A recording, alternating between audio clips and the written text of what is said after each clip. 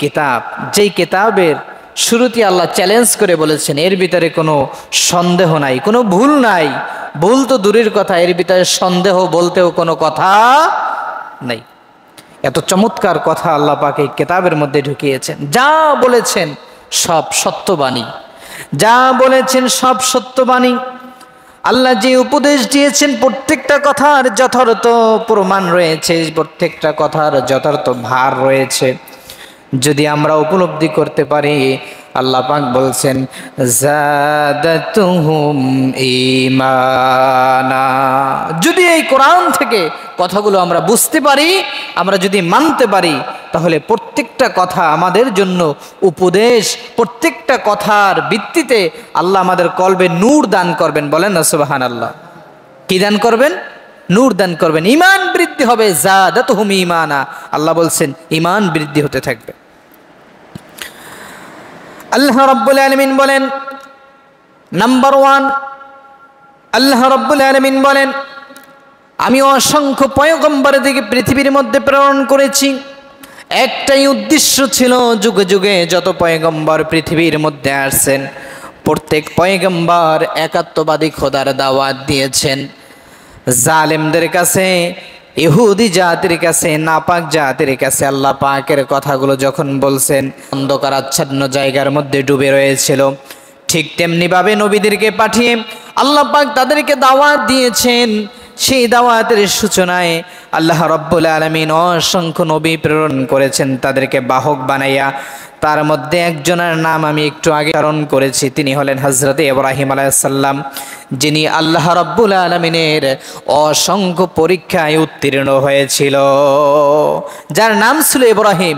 আল্লাহ পাকের জন্য তিনি পরীক্ষা দিতে দিতে বারবার উত্তীর্ণ হওয়ার কারণে যার নামের শেষে আল্লাহ পাক লকব লাগাই দিয়েছে খলিলুল্লাহ। জোরে বলেন না সুবহানাল্লাহ। ইব্রাহিমু খলিলুল্লাহ, আল্লাহ পাক অত্যন্ত চমৎকার লকব লাগাই দিয়েছেন। প্রাণের ভাইয়েরা, আমার আলোচ্য বিষয়টা এমন ছিল যে আল্লাহ রাব্বুল আলামিন তার প্রিয় বন্ধুদেরকে কিভাবে পুরস্কৃত করেছেন। শুধু যে গজব দিয়েছেন বিষয়টা এমন নয়, আল্লাহ রাব্বুল আলামিন হযরত ইব্রাহিম আলাইহিস সালাতু ওয়াস সালামকে অত্যন্ত চমৎকার একটি পুরস্কার আল্লাহ রাব্বুল আলামিন দিয়েছেন।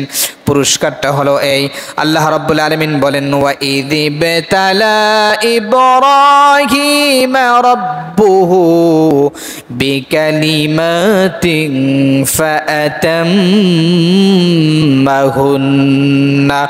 ক্বালা ইন্নী জাইলুকা লিন্নাসি ইমামা। আল্লাহু আকবার।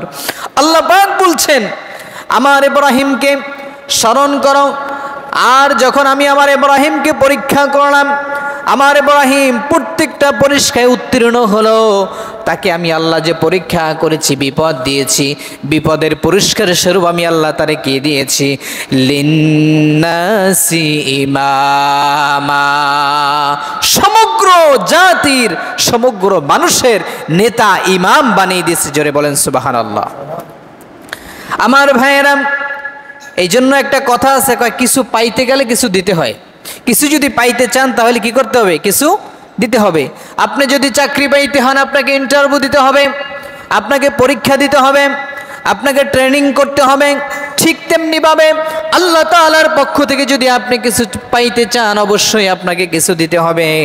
আল্লাহ পাক এই জন্যই তার বান্দাদেরকে এভাবে করে পরীক্ষা করে করে যাচাই বাছাই করে এরপরে আল্লাহ রাব্বুল আলামিন তার পরীক্ষা অনুযায়ী, আমল অনুযায়ী তাকে দুনিয়ায় পুরস্কার দিতেছে। সুবহানাল্লাহ। নাম্বার 2, আল্লাহ পাক বলেন দ্বিতীয় নাম্বার পুরস্কারের মধ্যে আছে এটা। আল্লাহ রাব্বুল আলামিন বলেন আমি ভালো আর মন্দদেরকে যাচাই বাছাই করি, জাস্টিফাই করি। কেমনে জাস্টিফাই করে? আল্লাহ রাব্বুল আলামিন বলছেন সূরাতুল আলী ইমরানের 179 নম্বর আয়াতের মধ্যে আল্লাহ রাব্বুল আলামিন বলছেন মা কানাল্লাহু লিয়াযরাল মুমিনিনা আলা মা আনতুম আলাইহি হাত্তা ইয়ামিজাল খাবিসা মিনাত তাইয়্যিব। আল্লাহ বলছেন নাম্বার 2 হচ্ছে পবিত্র আর অপবিত্রদেরকে আমি আল্লাহ আলাদা করতে চাই। আমি পরীক্ষা দিয়ে বান্দাকে পবিত্র আর অপবিত্রদেরকে আলাদা করতে চাই। যেহেতু কিয়ামতের ময়দানে আল্লাহ তাআলার সামনে সবাই একসাথে দাঁড়ালেও আল্লাহ রাব্বুল আলামিন কিয়ামতের ময়দানে সকলকে আলাদা বানাই দেবে। কেমনে আলাদা বানাই দেবে? তাফসীরের কিতাবের মধ্যে এসেছেন, হাশরবাসী যখন আল্লাহ তাআলার সামনে দাঁড়াবে, আল্লাহ রাব্বুল আলামিন তাদেরকে আলাদা করার জন্য হাশরবাসীদের মধ্যে সর্বপ্রথম একটি আওয়াজ দিয়ে বলবেন, আমতাজুল ইয়াউমা আইয়ুহাল মুজরিমুন, হে পাপিষ্ঠরা, হে পাপিষ্ঠরা, মুসলিমরা আজকের আলাদা হয়ে যা। আমার মুমিন বান্দাদের মধ্য থেকে আজকের তোরা আলাদা হয়ে যা। আল্লাহ পাক এই কথাটা দুনিয়ার মধ্যে আগেই জানিয়ে দিয়েছেন। আমি বান্দাদেরকে পরীক্ষা করে দেখতে চাই আমার কোন বান্দা পবিত্র আর কোন বান্দা অপবিত্র। আল্লাহ রাব্বুল আলামিন বলেন, দুনিয়ায় এবং আখিরাতে যদি কেউ কামিয়াব লাভ করতে চায় অবশ্যই তার আত্মাকে পবিত্র বানানোর দরকার আছে। যেহেতু আল্লাহ রাব্বুল আলামিন বলেন দুনিয়ার শেষে বান্দা দুইটা জায়গায় ভ্রমণ করবে, একটি হচ্ছে জান্নাত আর একটি হচ্ছে জাহান্নাম। জান্নাতে অপবিত্রতার কোনো স্থান নাই আর জাহান্নামে পবিত্রতার কোনো স্থান নাই। জান্নাতের মধ্যে আল্লাহ যাদেরকে দিবেন সকলকে পবিত্র বানায়া ঢুকাবেন, আর জাহান্নামে যাদেরকে দেবেন আল্লাহ তাদেরকে অপবিত্রদের দলে দাঁড় করাইয়া তারপরে দিবেন। এই জন্য তাফসিরে মাযহারির মধ্যে এসেছেন এই আয়াতের ব্যাখ্যার ভিতরে আল্লাহ এটা বুঝাইতে চান যে কার আত্মা পবিত্র আর কার আত্মা অপবিত্র। তার আগে নবীজি একটা হাদিস দিয়া ফয়সালা করে দিয়েছেন, তামাম মুসলিম জাতি, তামাম মুসলমান হচ্ছে পবিত্র। সুবহানাল্লাহ বলেন। আর ইন্নাল মুশরিকিনা নাসাজুন, প্রত্যেকটা মুশরিক হচ্ছে অপবিত্র। আল্লাহর হাবিব বলেছেন তামাম মুসলিম জাতি পবিত্র আর প্রত্যেকটা অমুসলিম হচ্ছে অপবিত্র। আর এই মুসলিম জাতি পবিত্র আত্মার ভিতরে কখনো কখনো আল্লাহ পাকের কাছে তারা নাফরমানি করে তারা অপবিত্র হয়ে যায়। এই জন্য আল্লাহর জান্নাত কি পবিত্র, আল্লাহর জান্নাত পবিত্র। আল্লাহর জান্নাতে যদি যাইতে হয় তাহলে অবশ্যই আমাদের পবিত্র আত্মার দরকার আছে কিনা বলেন, জোরে বলেন আছে কিনা? আল্লাহ রাব্বুল আলামিন বলেন গুনাহমুক্ত জীবন করা, গুনার মাধ্যমেই বান্দা পবিত্র আর অপবিত্র হয়। আল্লাহ রাব্বুল আলামিন সূরাতুশ শামসের 9 এবং 10 নম্বর আয়াতের মধ্যে আল্লাহ রাব্বুল আলামিন বলছেন, ক্বাদ আফলাহা মান যাক্কাহা ওয়া ক্বাদ খাবা মান দাসসাহা, সে সকল যে তার আত্মাকে পবিত্র করেছে। দুনিয়ায় ক্বাদ আফলাহা মান যাক্কাহা, তারা সফল হয়েছে, ওই ব্যক্তি সফল হয়েছে যারা তার আত্মাকে পবিত্র করে রেখেছে। আর ওয়াকাদ খাবা মান দাসসাহা, সে সফল হতে পারে নাই, বরঞ্চ তার আত্মাকে অপবিত্র করেছে, যে দুনিয়ার মধ্যে গুনার সাগরে ডুবে রয়েছে। যে গুনার সাগরের মধ্যে ডুবে রয়েছে সে তার আত্মাকে অপবিত্র করে ফেলেছে। আল্লাহ রাব্বুল আলামিন আত্মাকে পবিত্র বানানোর জন্য কিছু মেসেজ দিয়েছেন প্রাণের ভাইয়ারা। মেসেজগুলো যদি আমরা গ্রহণ করতে পারি আমাদের আত্মাকে আমরা পবিত্র করতে পারবো। এর ভিতরে আল্লাহ রাব্বুল আলামিন নাম্বার 1 বলেছেন তোমরা গুনাহমুক্ত জীবন যাপন করো। কি মুক্ত? গুনাহমুক্ত জীবন যাপন করো। গুনাহমুক্ত যদি জীবন যাপন করতে পারো আল্লাহ রাব্বুল আলামিন তোমাদের অন্তর আর আত্মাকে আল্লাহ পবিত্র রাখবেন। তাহলে নাম্বার 1 হচ্ছে গুনাহমুক্ত আমাদের জীবন করা, পবিত্র আত্মা গঠন করা।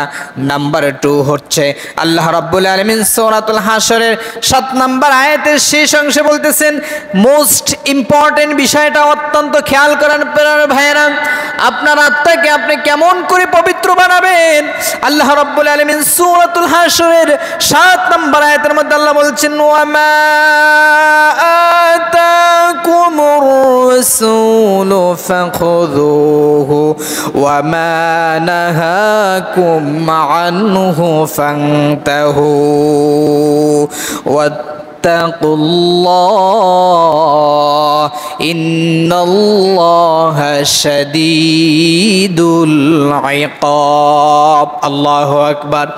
আল্লাহ পাক বলছেন আমি আমার পক্ষ থেকে যে রসুল প্রেরণ করেছি তোমার আত্মাকে পবিত্র করার জন্য, আমার রসুলের যে উপদেশগুলো তোমরা মেনে নাও, আমার রসুল ন্যায়ের যেই কথাগুলো বলে সেগুলো তোমরা মেনে নাও, আর অন্যায়ের যেই কথাগুলো বলে, অন্যায় থেকে যে নিষেধ হওয়ার জন্য যে উপদেশ দেয় ওটাও তোমরা মেনে নাও।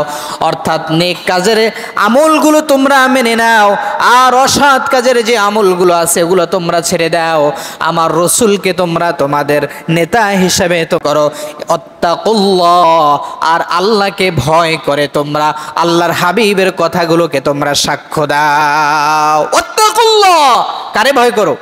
আল্লাহকে ভয় করো, আল্লাহকে ভয় করো। এরপরে বলছেন ইন্নাল্লাহা শাদীদুল ইকাব। ও মানুষ, তোমরা কেন ভয় করবা না? আল্লাহর আযাব তো বড় কঠোর, আল্লাহর আযাব বড় কঠোর। আল্লাহ অত্যন্ত শাস্তি দিবেন সেদিনকার তাদেরকে যারা তার হাবিবের কথাগুলো মানতে পারে নাই। আর নাম্বার 3, আত্মাকে পরিশুদ্ধ করার জন্য প্রাণের ভাইয়েরা একটু খেয়াল করেন, আত্মাকে পরিশুদ্ধ করার জন্য আপনাকে তাকওয়া অর্জন করতে হবে। কি